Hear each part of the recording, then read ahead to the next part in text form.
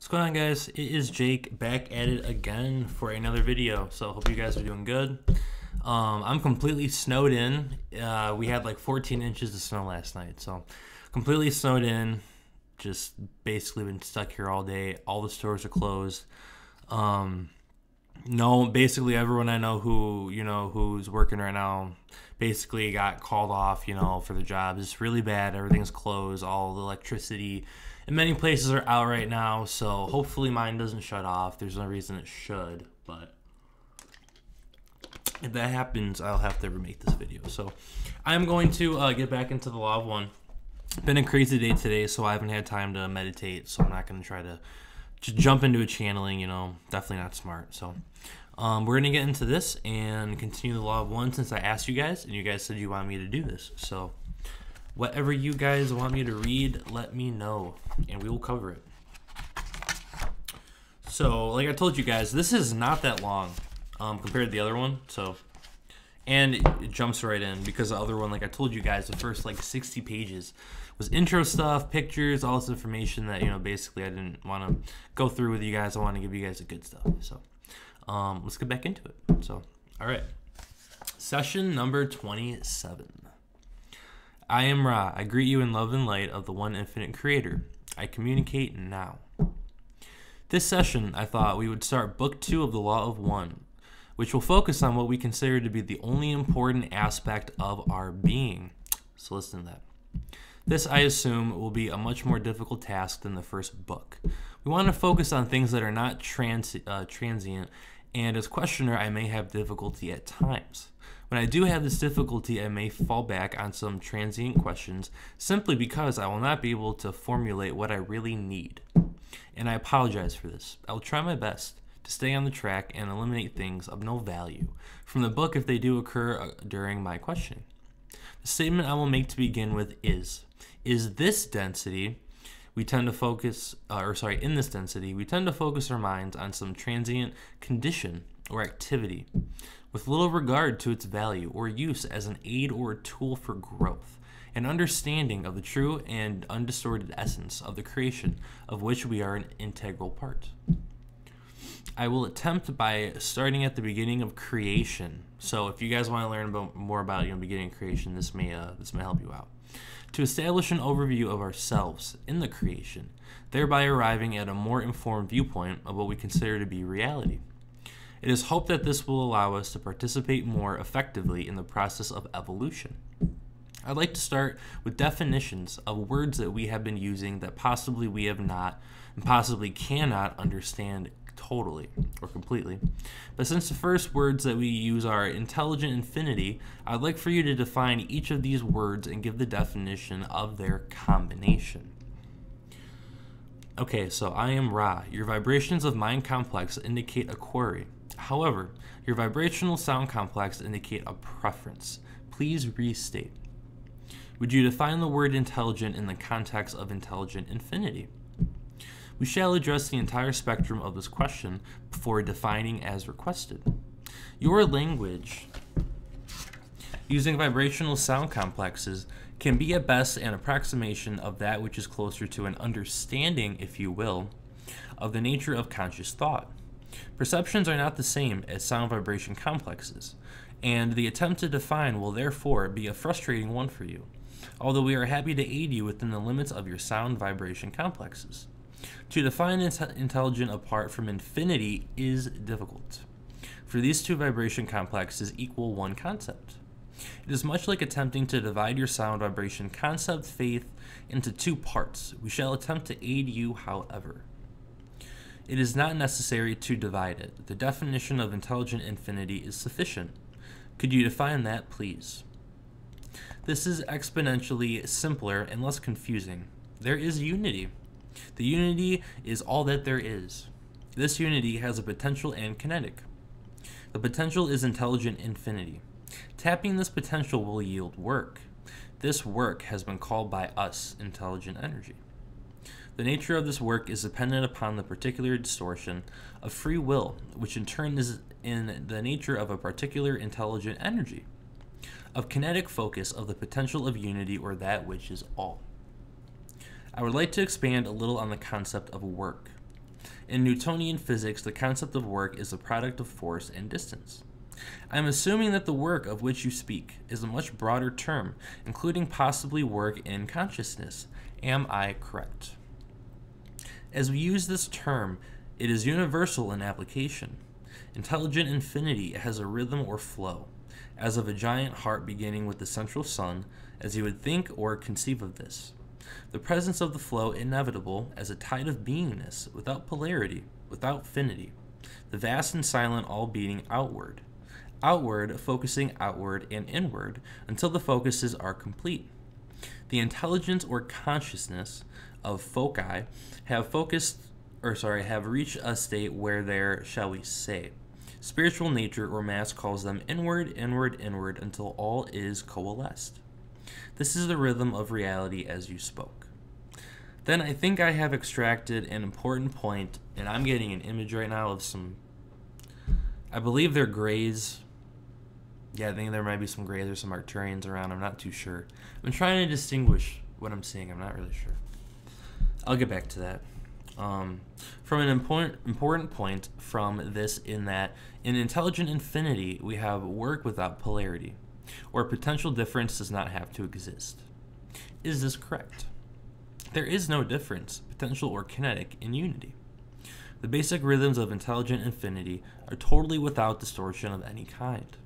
The rhythms are cloned in mystery, for they are being itself. From this undistorted unity, however, appears a potential in relation to intelligent energy, which is so true. In this way, you may observe the term to be somewhat two-sided. One use of the term, that being as the undistorted unity, being without any kinetic or potential side.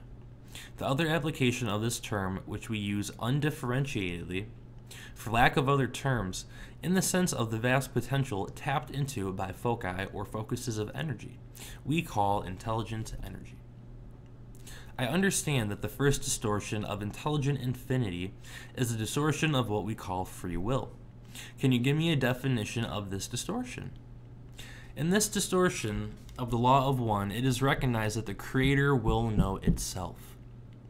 Then I am correct in assuming that the Creator then grants for this knowing the concept of total freedom of choice in the ways of knowing. Am I correct? This is quite correct, so let me go back to that. So in this distortion of the law of one, it is recognized that the Creator will know itself. And then, so it is correct in assuming that the Creator then grants for this knowing the concept of total freedom of choice in the ways of knowing. That's very important. Very, very important. Our free will is everything, you know? If you choose not to manifest this stuff, if you choose not to connect, you're not going to. If you choose not to love, if you choose that you're not going to get out of a situation just by changing your thought, you're not going to. So everything really is free will. You know, this really is up to you. This is the greatest learning experience. Okay. This then being the first distortion of the law of one, which I am assuming is the law of intelligent infinity, all other distortions, which are the total experience of the creation, spring from this. Is this correct? This is both correct and incorrect. In your illusion, all experience springs from the law of free will, or the way of confusion. It's definitely a way that we take free will sometimes. In another sense, which we are learning, the experiences are this distortion. I will have to think about that and ask questions on it in the next session. So I will go on now to what you have given me as the second distortion, which is the distortion of love. So we'll get into love. And is this correct? And this is correct. I would like for you to define love in its sense as the second distortion. This must be defined against the background of intelligent infinity, or unity, or the one creator, with the primal distortion of free will. The term love then may be seen as the focus, the choice of attack, the type of energy of an extremely, shall we say, high order, which causes intelligent energy to be formed from the potential of intelligent infinity in just such and such a way. This then may be seen to be an object rather than an activity by some of your pupils, and the principle of this extremely strong energy focus being worshipped as the creator instead of unity or oneness from which all loves emanate. Is there a manifestation of love that we could call vibration? Again, we reach semantic difficulties. The vibration or density of love or understanding is not a term used in the same sense as the second distortion, love. The distortion, love, being the great activator and primal co-creator of various creations using intelligent infinity. The vibration, love, being the density in which those who have learned to do an activity called loving without significant distortion then seek the ways of light or wisdom. Thus, in vibratory sense, love comes into light in the sense of the activity of unity in its free will. Love uses light and has the power to direct light in its distortions. Ain't that the truth? Thus, vibratory complexes recapitulate and reverse the creation in its unity, thus showing the rhythm or flow of the great heartbeat, if you will use this analogy. It's a really good way to put it.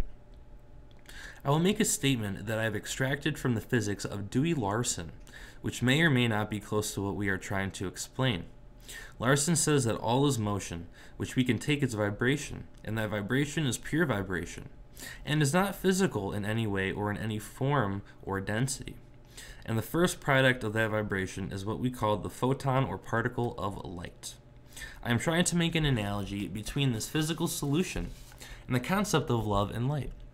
Is this close to the concept of love creating light? You are correct. Then I will expand a bit more on this concept. We have the infinite vibration of love, which can occur, I'm assuming, at varying frequencies. I would assume that it begins at one basic frequency. Does this have any meaning? Each love, as you term the prime movers, comes from one frequency, if you wish to use this term. This frequency is unity. We would perhaps liken it rather to a strength than a frequency. This strength being infinite, the finite qualities being chosen by the particular nature of this primal movement. Then this vibration, which is, for lack of better understanding, pure motion. It is pure love. It is nothing that is yet condensed, shall we say, to form any type of density of illusion. This love then creates by this process of vibration a photon, as we call it, which is a basic particle of light. This photon then, by added vibrations and rotation, further condenses into particles of the density we experience. Is this correct? This is correct. Then this light, which forms the densities, has what we call color. This color is divided into 7 categories. Kind of think of your chakras in a way. Can you tell me if there is a reason or explanation for these categories of color? This will be the last complete question of this session, as this instrument is low on vital energy.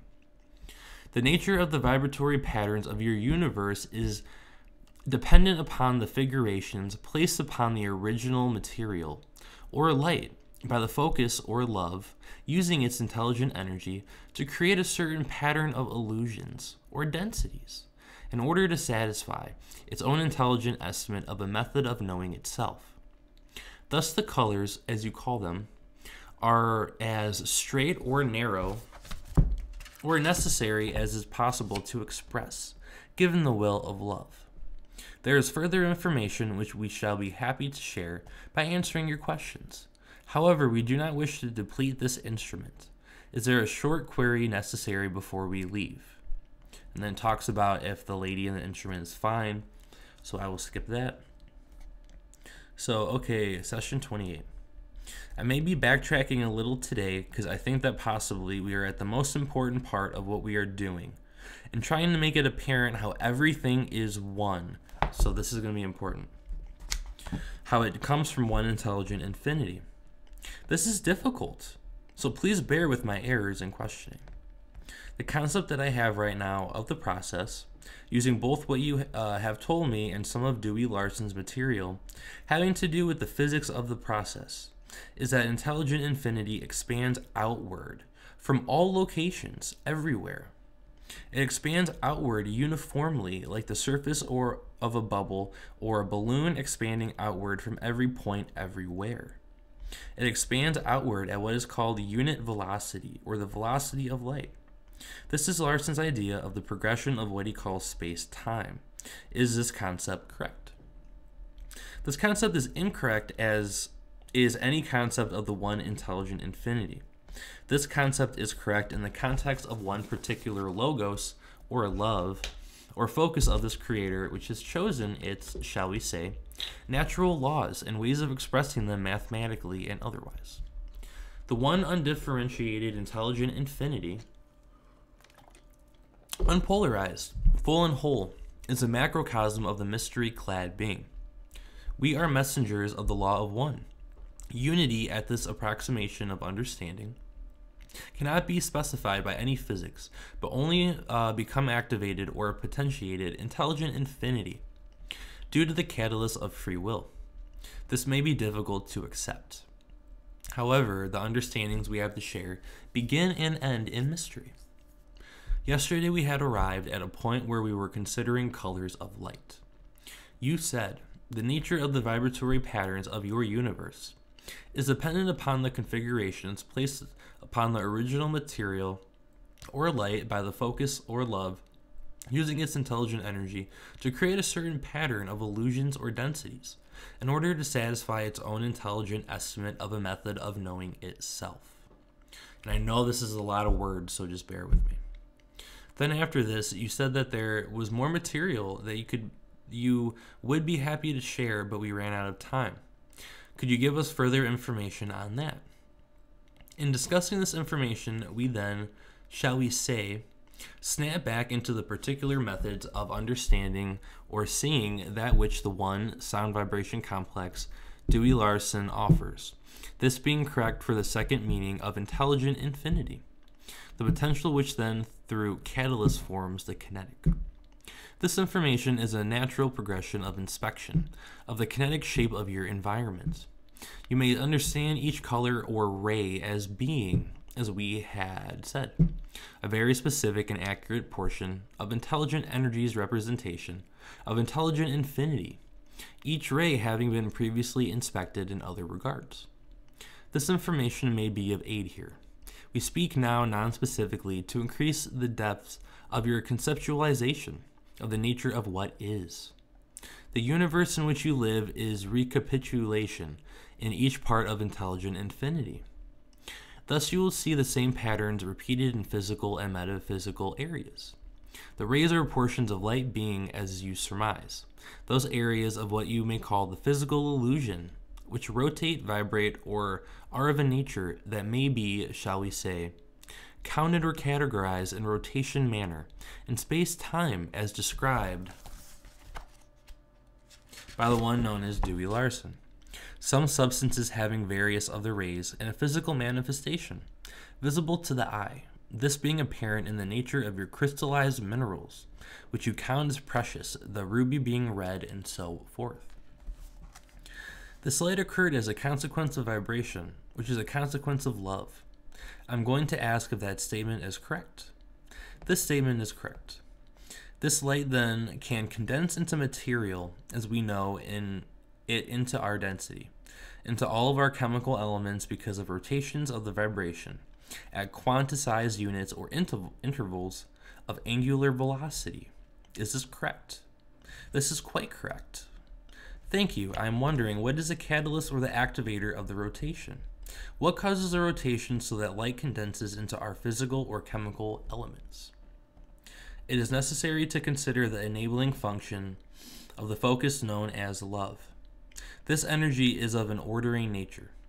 It orders in a cumulative way from greater to lesser, so that when its universe, as you may call it, is complete, the manner of development of each detail is inherent in the living light, and thus will develop in such and such a way, your own universe having been well studied in an empirical fashion by those you call your scientists and having been understood or visualized, shall we say, with greater accuracy, by the understandings or visualizations of the one known as Dewey Larson.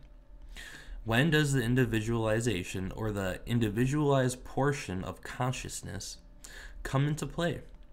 At what point does individualized consciousness take over working on the basic light? You remain carefully in the area of creation itself. In this process, we must further confuse you by stating that the process by which free will acts upon potential intelligent infinity to become focused intelligent energy takes place without the space-time, of which you are so aware, as it is your continuum experience. The experience or existence of space-time comes into being after the individuation process of logos or love has been completed, and the physical universe, as you would call it, has coalesced or begun to draw inward while moving outward to the extent that that which you call your sun bodies have in their turn created timeless chaos, coalescing into what you call planets. These vortices of intelligent energy, spending a large amount of what you would call first density in a timeless state, the space-time realization being one of the learned teachings of this density of beingness. Like I said, this is a lot taken. Thus, we have difficulty answering your questions with regard to time and space and their relationship to the, what you would call, original creation, which is not a part of space-time as you can understand it. Thank you.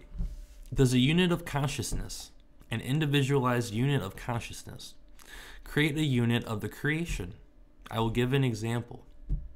One individualized consciousness creates one galaxy of stars, the type that has many millions of stars in it. Does this happen? It can happen. The possibilities are infinite. Thus, the Logos may create what you call a star system, or it may be the Logos creating billions of star systems.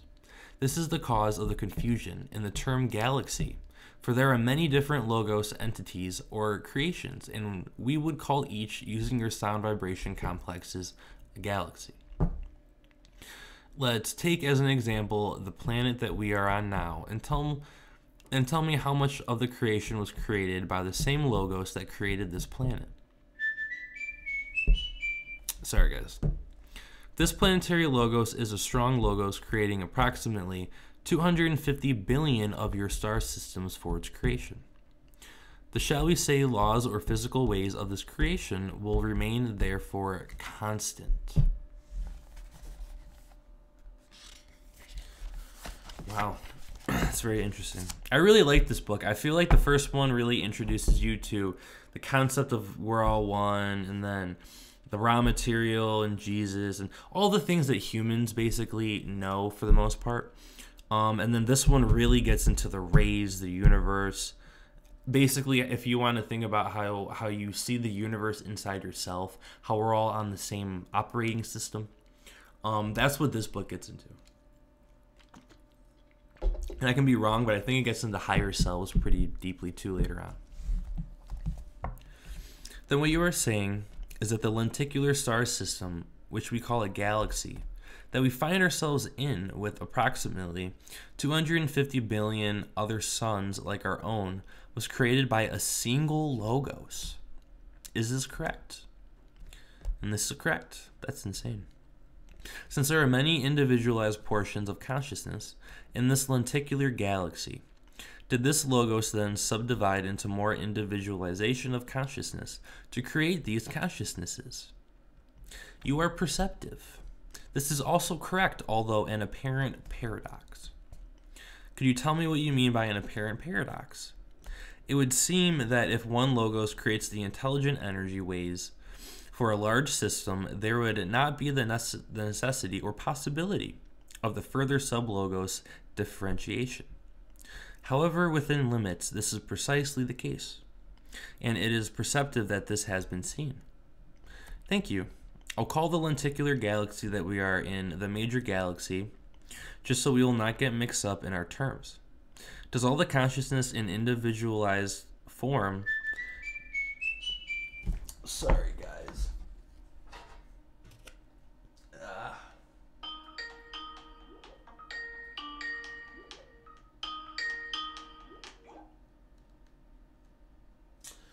My bad, guys. I did not want this to happen. Sorry.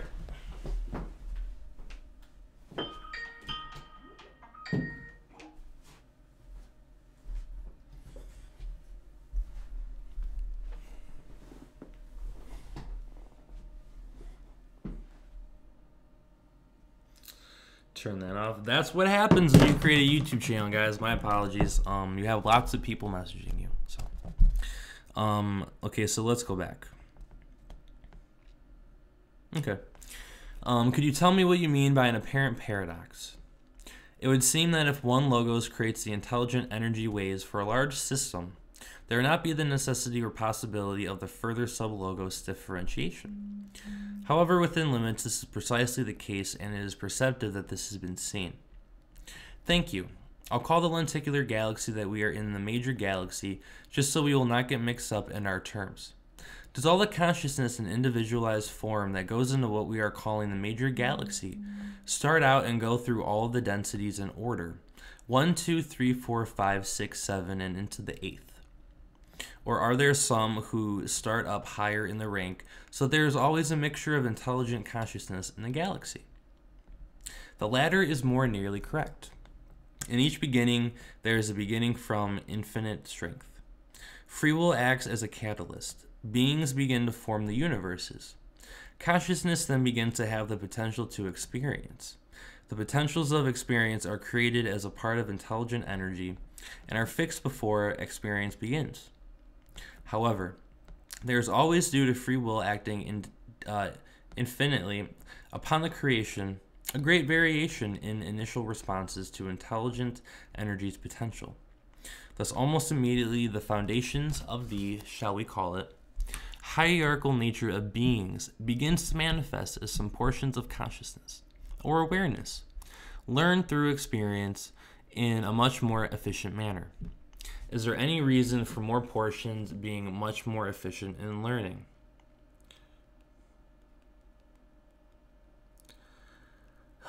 People, I'll tell you, people. Okay. Is there any reason for some to learn more quickly than others? Look, if you wish, to the function of the will, the, shall we say, attraction to the upward spiraling line of light. I'm assuming that there are 8 densities created when this major galaxy was created. Is this correct? This is basically correct. However, it is well to perceive that the 8th density functions also as the beginning density or first density in its later stages of the next octave of densities.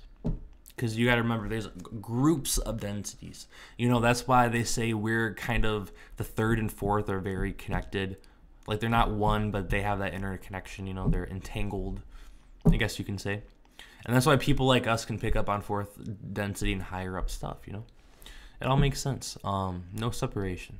So, are you saying that then there are an infinite number of octaves of densities 1 through 8? We wish to establish that we are truly humble messengers of the law of one. We can speak to you of our experiences and our understandings, and teach and learn in limited ways. However, we cannot speak in firm knowledge of all the creations. We know only that they are infinite. We assume an infinite number of octaves. However, it has been impressed upon us by our own teachers that there is a mystery-clad unity of creation in which all consciousness periodically coalesces and again begins. Thus, we can only say we assume an infinite progression, though we understand it to be cyclical in nature, and as we have said, clad in mystery. Thank you. When this major galaxy is formed by the Logos, polarity then exists in a sense that we have electrical polarity. We do have electrical polarity existing at that time. Is that correct? I accept this is correct with the stipulation that what you term electrical be understood as not only the one. So we're at 30 minutes, so I'll stop soon. Larson stipulated its meanings, but also in what you will call the metaphysical sense.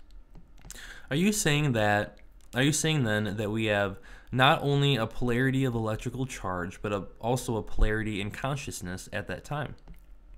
This is correct. All is potentially available from the beginning of your physical space-time. It then being the function of consciousness, complexes to begin to use the physical materials, to gain experience, to then polarize in a metaphysical sense. The potentials for this are not created by the experiencer, but by intelligent energy. This will be the last full question of this session due to our desire to foster this instrument as it slowly regains physical complex energy. May we ask if you have one or two questions we may answer shortly before we close? I am assuming that the process of creation, after the original creation of the major galaxy, is continued by the further individualization of the consciousness of the Logos, so that there are many, many portions of the individualized consciousness, creating further items for experience all over the galaxy. Is this correct? This is correct, for within the, shall we say, guidelines or ways of the Logos, the sub-Logos may find various means of differentiating experiences without removing or adding to these ways. Thank you. And since we're out of time, okay, so I'll skip that. So, all right, I will read one or two more pages, then we'll stop for now. Is our sun a sub-Logos or the physical manifestation of a sub-Logos? This is correct. Then I am assuming that the sub-Logos created this planetary system in all of its densities. Is this correct? This is incorrect. The sub-Logos of your solar entity differentiated some experiential components within the patterns of intelligent energy, set in motion by the Logos, which created the basic conditions and vibratory rates consistent throughout your, what you have called, major galaxy. Then is this sub-Logos, which is our sun, the same sub-Logos just manifesting in different parts through the galaxy? Or is it all the stars in the galaxy? Please restate. What I'm saying is that there are roughly 250 billion stars, somewhat like ours, in this major galaxy. Are they all part of the same sub-Logos? They are all part of the same Logos. Your solar system, as you will call it, is a manifestation, somewhat and slightly different due to the presence of a sub-Logos. Let me be sure I'm right then. Our sun is a sub-Logos of the Logos of the major galaxy. This is correct. Are there any sub-logi that are found in our planetary system that are sub to our sun? This is correct. Would you give me an example of what I will call a sub-Logos? One example is your mind-body-spirit complex. Then every entity that exists would be some type of sub or sub-Logos. Is this correct? This is correct down to the limits of any observation, for the entire creation is alive. Then the planet which we walk upon here would be some form of sub-Logos. Is this correct? A planetary entity is so named only as Logos if it is working in harmonic fashion with entities or mind-body-spirit complexes upon its surface or within its electromagnetic field. Do the sub-logi, such as our sun, have a metaphysical polarity, positive or negative, as we have been using the term? As you use the term, this is not so. Entities through the level of planetary have the strength of intelligent infinity through the use of free will, going through the actions of beingness. The polarity is not thusly as you understand polarity. It is only when the planetary sphere begins harmonically interacting with the mind-body complexes, and more especially mind-body-spirit complexes, that planetary spheres take on distortions, due to the thought complexes of entities interacting with the planetary entity. The creation of the one infinite creator does not have the polarity you speak of. Thank you. Yesterday you stated that planets in first density are in a timeless state to begin with. Can you please tell me how the effect that we appreciate as time comes into being? We have just described to you the state of beingness of each Logos. The process by which space-time comes into continuum form is a function of the careful building, shall we say, of an entire or whole plan of vibratory rates, densities, and potentials. When this plan has coalesced in the thought complexes of love, then the physical manifestations begin to appear. This first manifestation stage being awareness and consciousness. So those are the first of the two of the first stage, basically. At the point at which this coalescence is at the livingness or beingness point, the point or fountainhead of being, space-time, then begins to unroll its scroll of livingness. I believe that love creates a vibration in space-time in order to form the photon. Is this correct? This is essentially correct. So I'll stop there. I won't, go too overboard. So, we got through 20 pages, so pretty good. It's like 120 pages, 130 pages.